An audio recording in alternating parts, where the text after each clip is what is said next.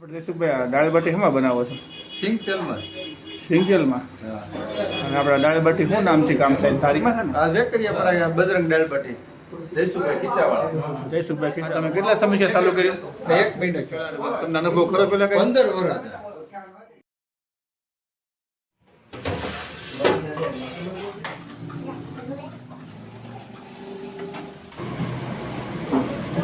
આજે મિત્રો કહેતા બહુ આનંદ થાય છે કે અમારે ખિસ્સા ગીરની પ્રખ્યાત દાળ બાટી એટલે દાળ બાટીનો ટેસ્ટ એક જો લેવો હોય તો ખિસ્સા આવવું પડે. ખિસ્સા ગામ એટલે દાળ બાટીમાં એક રાજસ્થાન કરતાં પણ આગળ નામ ઉભરી ગયું છે. જે અમારે જયસુખભાઈ ઠુમર છે એમને બજરંગ દાળ બાટી નામથી એક ખિસ્સા રોડ અને ધારી વચ્ચે એક ખૂબ સરસ ગીરના વાતાવરણમાં બાજુમાં આમું જંગલ છે.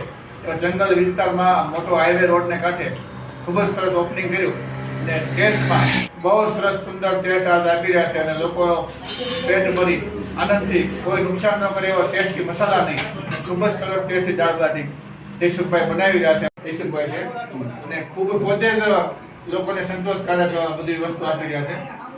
તો આવી સરસ દાળ બાટી ખાવા પધારો. ધારી વિસ્તારમાં ખિસ્સા ગીરની પ્રખ્યાત બજરંગ દાળ બાટી અમારે મિતેશભાઈ ઠુમર અને જયસુખભાઈ ઠુમર.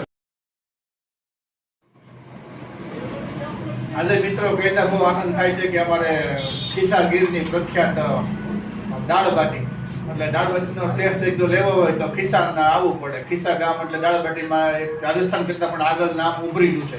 એવું ખિસ્સા ગામની દાળ બાટી સુરતની અંદર પણ એટલી પ્રખ્યાત છે.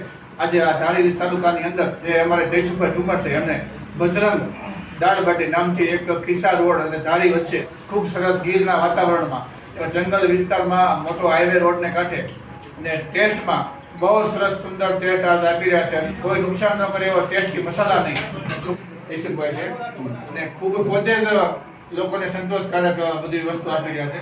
તો આવી સરસ દાળ બાટી ખાવા પધારો. ધારી વિસ્તારમાં ખિસ્સા ગીરની પ્રખ્યાત બજરંગ દાળ બાટી અમારે મિતેશભાઈ ઠુમર અને જયસુખભાઈ ઠુમર. તો ખૂબ જ સરસ મસ્ત દાળ બાટી ખાવા પધારો મિત્રો.